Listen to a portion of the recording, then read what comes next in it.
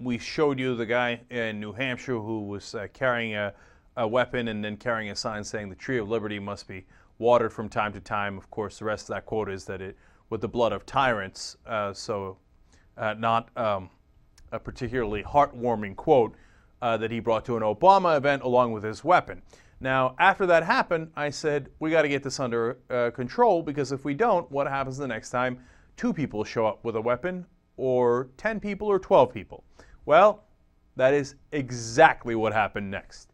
In Arizona, Obama held another event, and this time somebody showed up with an AR-15, an assault rifle. You see him there. And then what also happened was a dozen other people showed up with weapons. Now, how are you going to keep control of a crowd when you have 12 people with weapons, including an assault rifle? Now, one report I saw said that there were 2 assault rifles in the crowd. Now, let me ask you the next logical question. If they can bring 12 weapons to an Obama event, can they not bring 100?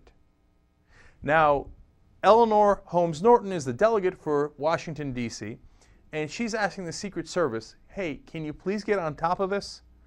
Now, the Secret Service says, oh, don't worry, they weren't in our security perimeter, they were outside the building. Now, Norton is not buying that. She says that in order to, that the Secret Service needs to provide tighter restrictions on citizens carrying weapons, openly or concealed, while in the vicinity of the president. She says, quote, it is clear that if the Secret Service can temporarily clear all aircraft from airspace when the president is in the vicinity, the agency has the authority to clear guns on the ground that are even closer to the president. Now, that is nothing but absolutely logical. Now, what the Secret Service says in return is, don't worry, we had the security perimeter in hand. Those people were a little outside the security perimeter. They were outside the event a little bit. So then that's where normal state law would apply. And if Arizona or New Hampshire says you can have a weapon that is not concealed, or in some cases if you have a concealed weapons permit that you could have those, then they're outside of our purview. Now, if they're within the security perimeter, then yes, that is federal purview, and we will, not allow weapons in. Now, that seems somewhat comforting, but think about this. It's a point that Norton and some others brought up afterwards. Well, what if they're right outside the security perimeter, right outside the event, and there's 100 of them? Now, don't you think that the cops might be a little busy trying to check in on 100 guys with weapons right outside the event? And then if they're busy doing that, will you have less security for the president? The answer is obvious. Of course you will. Of course you will. Now, this is stunning how at this point it seems that the Secret Service and law enforcement, it's like, well, of course you can bring a weapon within the, near the president's events. I mean, if you're far away enough, you think you can reach the president from there? Probably not. Don't worry about it, right?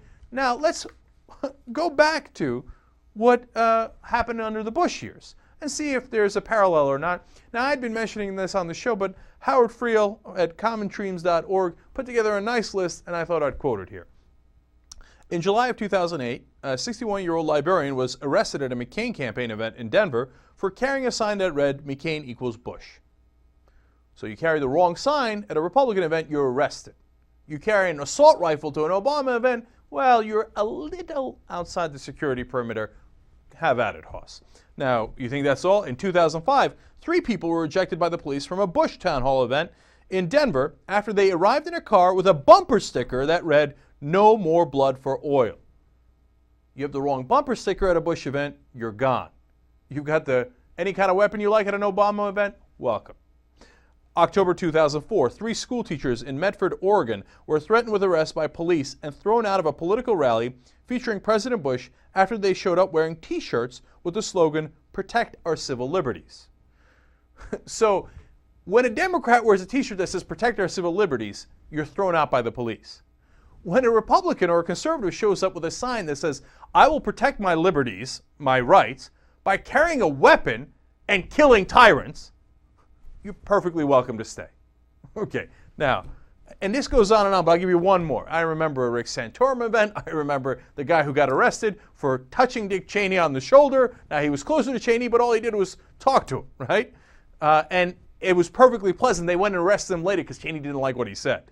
Now, in 2004, July, a Wisconsin County supervisor wearing a blue denim shirt over a t-shirt that said, "Kerry for President," was ejected from a Bush campaign speech after Secret Service reportedly took his driver's license, social security number, and phone number.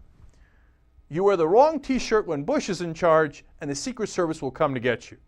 You bring assault rifles when Obama is the president, well, you were inches outside the security perimeter. You were at the event. You were right outside the event, and there was a dozen of you, and there's no way we can keep track of all of you, but you're perfectly welcome to stay. Now, if you don't see a double standard there, well, you're purposely not looking. You don't want to see that double standard. And this is a very dangerous game that they're playing.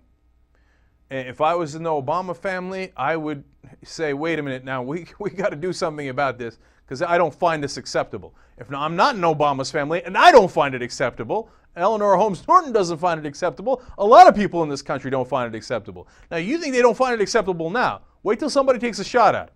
Okay? I mean, I will literally knock on wood here. I hope it never happens. I hope it never even gets close, obviously. But you keep playing with fire. In this case, you keep playing with firearms, and you're going to get smoke at some point. And then then they're going to say, oh, nobody could have seen it coming. Who would have known that if you have dozens of people with guns around the president, that somebody might take a shot? And then you know what's going to happen? A lot of people in this country are going to get really, really angry. I mean, you think those town hall events are full of anger? You want to see real anger? God, I hope that never, ever comes close to happening. But they're playing a dangerous game here. And it's sickening to watch. I mean, we're watching it unfold right in front of our eyes.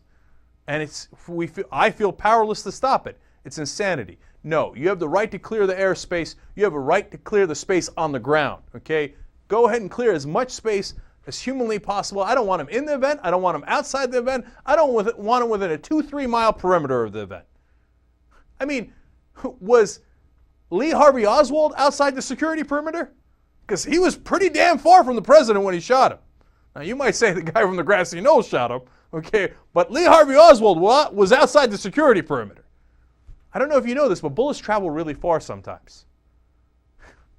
This is absolutely madness, man.